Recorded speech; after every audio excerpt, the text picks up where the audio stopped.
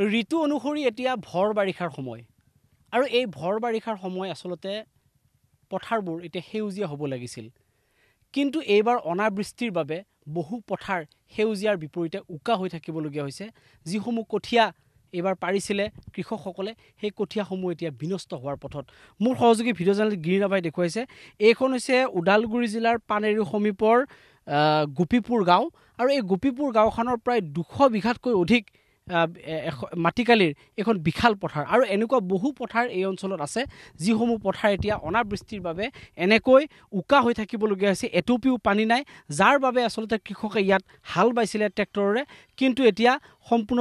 চপৰে এতিয়া এই মাটিসমূহ এনেই পৰি আছে আৰু কঠীয়াসমূহ এতিয়া বিনষ্ট হোৱাৰ পথত কেৱল প্ৰকৃতিৰ ওপৰত ভৰসা কৰি পৰম্পৰাগতভাৱে কৃষকসকলে খেতি কৰি আহিবলগীয়া হৈছে যাৰ ফলশ্ৰুতিত আচলতে প্ৰকৃতিৰ ওপৰত ভৰসা কৰাৰ বাবেই এইবাৰ অনাবৃষ্টিৰ কাৰণে কৃষকসকলে এতিয়া ধান ৰুব নোৱাৰিলে ইয়াত কঠীয়া পাৰিব নোৱাৰিলে খেতি কৰিব নোৱাৰিলে অথচ জলসিঞ্চন বিভাগ নামৰ এটি ব্যাগুম বিভাগ অসম চৰকাৰ আছে আৰু এই জলসিঞ্চন বিভাগটোত কোটি কোটি টকা প্ৰতি বছৰতে আবণ্টন হয় বিভিন্ন ধৰণৰ আঁচনি যুগুত কৰা হয় কিন্তু সেই আঁচনি আচলতে প্ৰকৃতত ক'ত ৰূপায়ণ হৈছে কেনেকৈ ৰূপায়ণ হৈছে ই এক কিন্তু ডাঙৰ প্ৰশ্ন এইসকল কৃষকে এতিয়া মূৰে কপালে হাত দিবলগীয়া হৈছে কাৰণ তেওঁলোকৰ যি সপোনৰ পথাৰখন আছিলে আৰু এই সপোনৰ পথাৰখনত তেওঁলোকে সোণগুটি সিঁচি তেওঁলোকে এমুঠি চপোৱাৰ তেওঁলোকৰ যি সপোন সেয়া আচলতে সপোন হৈ ৰ'ল তেওঁলোকে এইবাৰ ইয়াত খেতি কৰিব নোৱাৰিব মূলত কৃষকসকল আছে মই তেওঁলোকৰ পৰা কিছু কথা জানিবৰ কাৰণে চেষ্টা কৰিম দাদা কিমান বিঘা মাটি এনেকৈ ইয়াত পৰি ৰ'বলগীয়া হৈছে বা কিমান অঞ্চলত এনেকৈ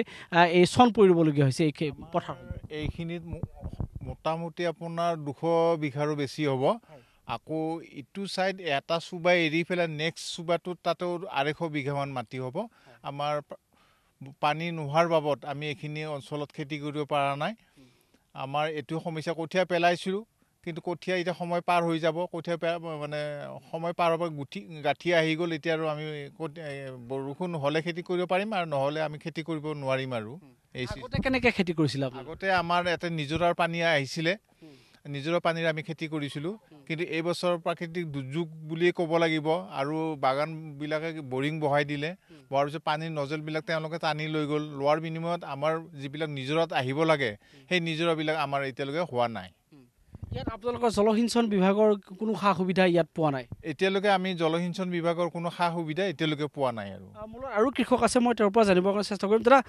যদি আপোনালোকৰ ইয়াত প্ৰকৃতিৰ ওপৰতে ভৰসা কৰি থাকিবলগীয়া হৈছে ইয়াত জলসিঞ্চন বিভাগৰ কোনো সুবিধা নাই নাই তেনেকুৱা একোই নাই আমাৰ এটা কোনো ইৰিগেশ্যনৰ কোনো কেনেল নাই কিবা নাই এনেকৈ আজিলৈকে মানে নাই আৰু সেই আমি মানে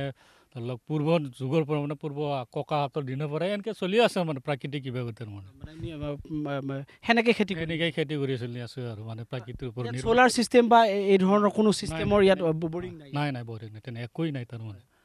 এই গোটেই পথাৰবিলাক যে এনেকৈ চন পৰিছে এই কোন বিভাগে এগ্ৰিকালচাৰ বিভাগ বা জলসিঞ্চন বিভাগে গম পাইছে নে নাই তেনেকুৱা আজিলৈকে দেখোন কোনোতো এনেকুৱা খবৰ ল'ব অহা নাই তেনেকুৱাতো গম নাপাওঁ কোনোবা আহিছে যদিও আহিব পাৰে কিন্তু মই জানাত মানে এনেকৈ গম পোৱা নাই আজি তাৰিখত বা কোনোবা এগ্ৰিকালচাৰৰ পৰা হওক বা কিবাৰ পৰা ইৰিগেশ্যনৰ পৰা মানে খবৰ ল'ব আহিছে তেনেকৈ একো পোৱা নাই কিমান বিঘা মাটি এনেকৈ চন পৰিবলগীয়া মোৰ এইটো পথাৰত 8 বিঘামান মাটি আছে আৰু তেনেকুৱা আছে এইটো নেক্সট সেইফালে পথাৰত গোটেই মাটি চন পৰিল গোটেই মাটি আছে মই একদম 1 বিঘাও নাই বাৰু ক'তো মানে এক ডবলও লগা এতিয়া উপায় কি হ'ব আপুনিতো খেতিৰ ওপৰতে ভিত্তি কৰি চলি আছে আপোনাৰ উপায় আৰু কি হ'ব এনেকৈ চলিব লাগিব আৰু কি হয় আমি আৰু হাজিৰা কৰি এনেকৈ চলে এনেকৈ চলিব লাগিব আৰু এবাৰ উপায় খেতি নহ'বই নাই আৰু এতিয়া দিন উকলি গ'ল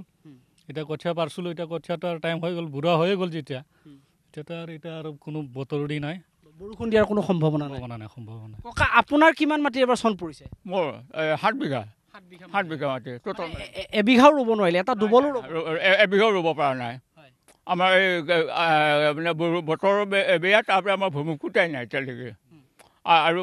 হেৰি আমাৰ ভূমিকো এতিয়া বৰ্তমান একোৱে মানে একদম চন পৰি আছে কঠীয়াসমূহতো নষ্ট হ'ব ধৰিছে কঠীয়াবোৰ এতিয়া গাঁঠি ধৰিছে আৰু হেৰি ৰঙা পৰি গৈছে আৰু তাৰমানে সেনেকুৱা বতৰ বৰষুণ নোহোৱাৰ কাৰণে কঠীয়াবিলাক ৰঙা পৰি গৈছে আৰু গাঁঠি ধৰিছে সঁচাকৈ এটা খুব বেদনাদায়ক কথা বুলি ক'ব লাগিব। মই পথাৰখন দেখুৱাবৰ কাৰণে মই পুনৰ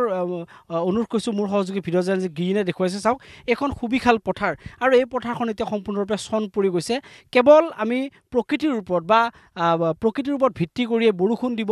দিব এই কথাৰ ওপৰত ভিত্তি কৰিয়ে চলিব লগা হোৱাৰ বাবে আচলতে বা পৰম্পৰাগতভাৱে আমি যেনেকৈ কৃষি কাৰ্য কৰি আহিছোঁ কৃষকসকলে তাৰ ওপৰত ভিত্তি কৰি চলিব লগা হোৱাৰ কাৰণে আচলতে এইবাৰ অনাবৃষ্টিৰ বাবে এই পথাৰখন এনেকৈ উকা হৈ পৰিল। আৰু কিমান কৃষকৰ আচলতে এইবাৰ হিয়া ভঙা কান্দোন হয়তো 2 এদিনতে আমি শুনিবলৈ পাম, এইকাৰণে যে তেওঁলোকৰ এই সপোনৰ পথাৰখনত তেওঁলোকে এইবাৰ সোণোৱালী শস্য এইবাৰ সিঁচিব নোৱাৰিলে, সোণগুটি সিঁচিব নোৱাৰিলে। দাদা, আপোনাৰ কিমান বিঘা মাটি এইবাৰ চন পৰিল? মোৰ ইয়াতে 8 বিঘা মাটি আছে, সম্পূৰ্ণ চন পৰিছে। কাৰণ অন্য বছৰ আমি পানী অলপমান পাইছিলোঁ, বৰষুণৰ ওপৰতো নিৰ্ভৰ কৰিছিলোঁ। এইবাৰ বৰষুণ তেনেকৈ নাই আৰু আমাৰ এইটো বালিয়া মাটি, বৰষুণ দিলেও পানীটো নাথাকে, গতিকে আমি কোনো কাৰণতে আমি ৰুব পৰা নাই। আৰু এতিয়া আৰু এই বছৰ ৰুব পাৰিম বুলি আমি আশা বাদ দিছোঁ। এতিয়া যিহেতুকে কঠীয়া ৰুব নোৱাৰিব, এতিয়া আপোনালোকতো সহায় সহযোগ লাগিব বা অন্য কিবা খেতি কৰিব লাগিব। এতিয়া চৰকাৰে যদি সহায় সহযোগ কৰে তেতিয়াহ'লে আমি নিশ্চয় কিবা এটা উপৰুৱা খেতি কৰিব পাৰিলোঁ হয়, কিন্তু সেইফালৰ পৰা চৰকাৰে আমাৰ ফালৰ কোনো চকু কাণ নিদিয়ে। অন্য ঠাইবিলাকত চৰকাৰে যেনেকৈ চকু কাণ দিয়ে, আমাৰ এই BTAD এৰিয়াত, টংলা এৰিয়াটো, ওদালগুৰি সমষ্টিত আমাক কোনো চকু কাণ নিদিয়ে। ওদালগুৰি এৰিয়াত যিটো এগ্ৰিকালচাৰ ডিপাৰ্টমেণ্ট আছে তেওঁলোকৰ কোনো বিষয়াই কোনো ছাৰ্ভে কৰা নাই। ওদালগুৰিৰ এগ্ৰিকালচাৰ বিষয়া বৰ্তমান আমাৰ ইয়াতে ছাৰ্ভে কৰা নাই। আমাৰ এইটো অঞ্চলত যে আমি আছোঁ তেওঁলোকে নাজানেই বোধ হয়। হয়, আচলতে খুব এটা গুৰুত্বপূৰ্ণ কথা এইটোৱে যে এটা ব্যাগুম কৃষি বিভাগ আছে আৰু এই ব্যাগুম কৃষি বিভাগটো আচলতে এটা ছাৰ্ভে কৰিব লাগিছিল, যিহেতুকে এইবাৰ বৰষুণ একেবাৰে নাই, এইবাৰ পথাৰসমূহ সম্পূৰ্ণৰূপে চন পৰি গৈছে। গতিকে এই কৃষকসমূহ আচলতে কেনেকৈ চলিছে, কিমান বিঘা মাটি এইবাৰ চন পৰিছে, ইয়াৰ এটা সমীক্ষা চলিব লাগিছিল, এটা ছাৰ্ভে চলিব লাগিছিল বা এই এগ্ৰিকালচাৰ বিভাগটোৱে এটা ছাৰ্ভে চলাব লাগিছিল। কিন্তু ছাৰ্ভে নচলোৱাকৈ আচলতে তেওঁলোকে ক'ত শুই বহি খাই আছে, ই কিন্তু এক ডাঙৰ প্ৰশ্ন। আচলতে তেওঁলোকে ছাৰ্ভে চলাই ইয়াৰ বিপৰীতে অন্য কি খেতি কৰিব লাগে, তেওঁলোকক কেনেধৰণৰ সময়মতে অন্য বীজ দিব লাগিছিল, তাৰ এটা কিন্তু এটা সঠিক এটা পৰিকল্পনা কৰিব লাগিছিল এই কৃষি বিভাগ বা BTC চৰকাৰখনে বা চৰকাৰখনে। কিন্তু তেনেকুৱা কোনো পৰিকল্পনা চৰকাৰৰ হাতত নাই বা এটা ব্যাগুম কৃষি বিভাগৰ হাতত নাই। তাতকৈ দুৰ্ভাগ্যজনক কথা কিন্তু একো হ'ব নোৱাৰে, কাৰণ এটা বিভাগ কেনেকৈ চলিছে ই কিন্তু এক ডাঙৰ প্ৰশ্ন। অতুল বৰা ডাঙৰীয়াই কিন্তু সময়ত পথাৰলৈকে গৈ কিন্তু তেওঁ ট্ৰেক্টৰ চলাই তেওঁলোকে খেতি কৰে, কিন্তু তেওঁলোকৰ হাতত এনেকুৱা কোনো ধৰণৰ আচলতে আঁচনি নাই যে যেতিয়া অনাবৃষ্টি হ'ব, পথাৰসমূহ যেতিয়া উকা হ'ব, চন পৰিব, সেই পথাৰসমূহত তাৰ বিপৰীতে কি খেতি কৰিব, কি বীজ দিব, কৃষকসকলক কিবা ক্ষতিপূৰণ দিব লাগিব নে নালাগে, তাৰ কোনো কিন্তু পৰিকল্পনা নাই। যাৰ কাৰণে আচলতে এতিয়া কৃষকসকলে এনেকৈ মূৰে কপালে হাত দিবলগীয়া হৈছে আৰু এই অনাবৃষ্টিৰ বাবে এতিয়া শ শ কৃষিভূমি চন পৰি থাকিবলগীয়া হৈছে।